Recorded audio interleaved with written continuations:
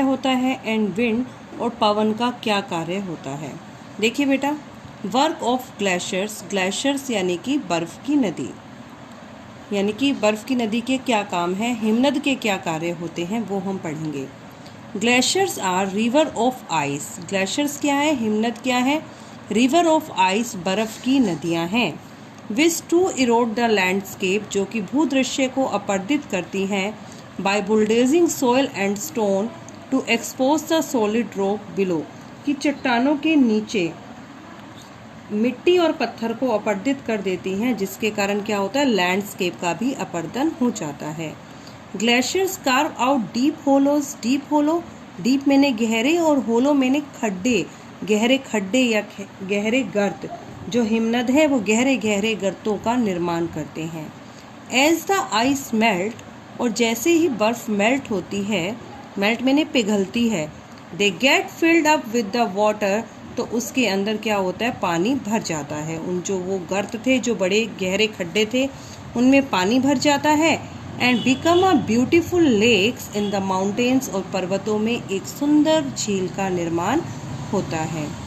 The material carried by the glaciers, और जितना भी मटेरियल, जितना भी अपर्दित पदार्थ, जैसे कि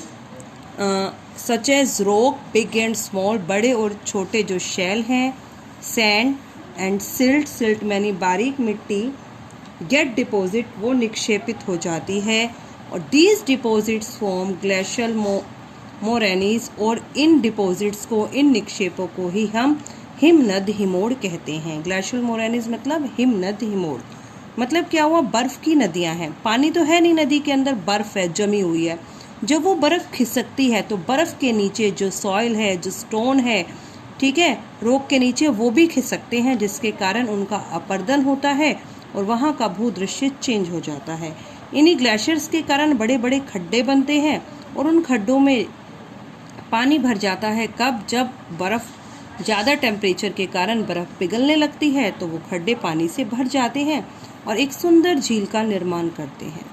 ठीक है, और जो ग्लेशियर्स हैं, जो हिमनदियाँ हैं, अपने साथ लाए गए मटेरियल को, लाइक बड़े और छोटे शैलों के टुकड़े हो गए, मिट्टी हो गई, सिल्ट हो गई, उसको डिपॉजिट कर देते हैं, एक जगह पर जमा कर देते हैं, निक्षेपित कर देते हैं, जिसके कारण हमारी ग्लेशियल मोरैनीज यानी कि हिमनद हिमोड़ बनते हैं।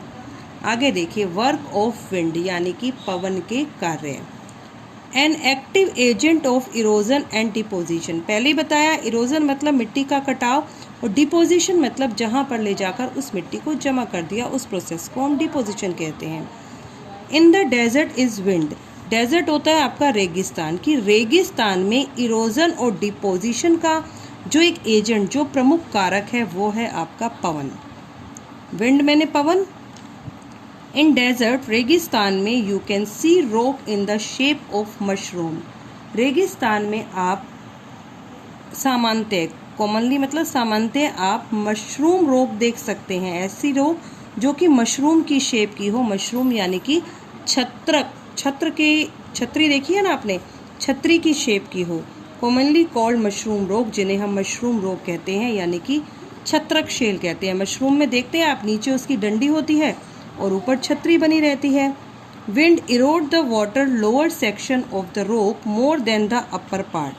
विंड जो है अपर्दित करती है, पवन मतलब आसानी से काटती है, lower section of the rock, शैल के नीचे के भाग को, more than the upper part मतलब क्या हुआ, पवन शैल के ऊपरी भाग की अपेक्षा उसके निचले भाग को आसानी से काटती है। देयरफॉर सच रॉक हैव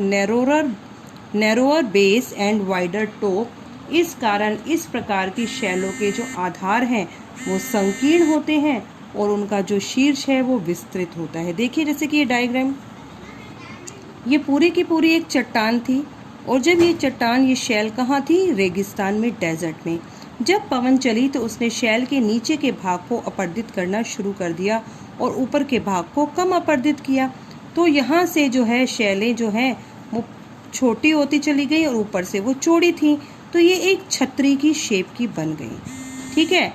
इसका आकार कैसे लगने लगा, जैसे कि मशरूम होता है, इसीलिए इसे इंग्लिश में हम मशरूम रॉक और हिंदी में हम इसे छत्रक शैल कहते हैं, क्योंकि हवा जो है इसके नीचे के भाग को ऊपर के भाग की बजाय ज़्यादा काटती है, जिसके कारण इसके नीचे का भाग संकीर्ण हो जाता है, नैरोरर हो जाता है, और ऊपर का भाग जो है वो वाइडर यानी कि जो इसका शीर्ष है वो चौड़ा रहता है।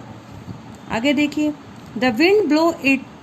Wind blows it lifts and transport sand from one place to another. जब पवन बहती है, इट लिफ्ट तो वो अपने साथ बहा कर ले जाती है, बहुत मतलब अपने साथ बहाती है, पवन चलने पर अपने साथ बहुत सारे रेत को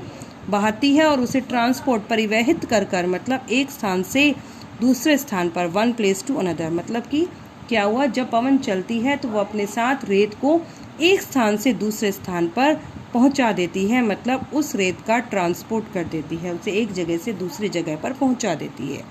When it stop blowing, और जैसे ही पवन रुकना चलना बंद कर देती है, बहना बंद करती है, द सैंड फॉल, सारी की सारी मिट्टी जो है वो गिर जाती है, एंड गेट डिपॉजिट, और एक जगह जमा होकर इन लो हिल लाइक स्ट्रक्चर, एक छोटी सी पहाड़ी का रूप बनाती है। ठीक है, मतलब जब पवन का बहाव रुकता है तो अचानक ही मिट्टी एक साथ, सारी की सारी मिट्टी एक ही जगह पर गिर जाती है और उसके कारण एक छोटी सी पहाड़ी का स्ट्रक्चर बन जाता है, जिससे हम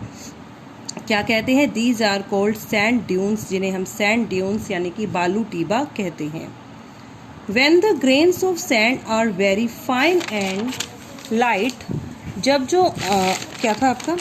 व्हेन द ग्रेन्स मतलब कण, ऑफ सैंड, जब मिट्टी के कण, are very fine and light, बहुत ही बारीक और हल्के होते हैं, the wind can carry it over very long distance, तो वायु उन्हें उठाकर अपने साथ अत्यधिक दूरी तक ले जाती है।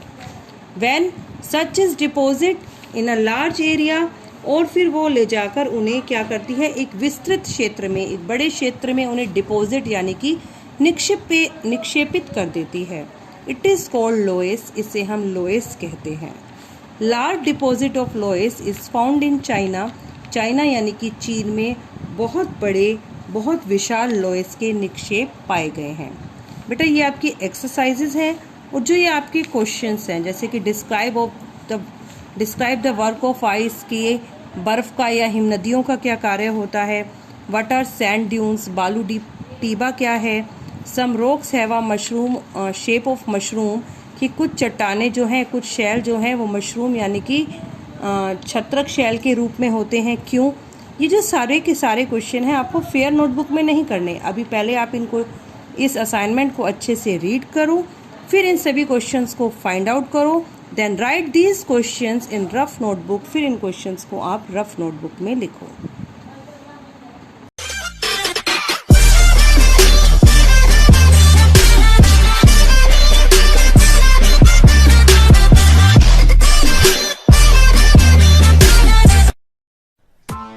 Press the bell icon on the YouTube app and never miss another update.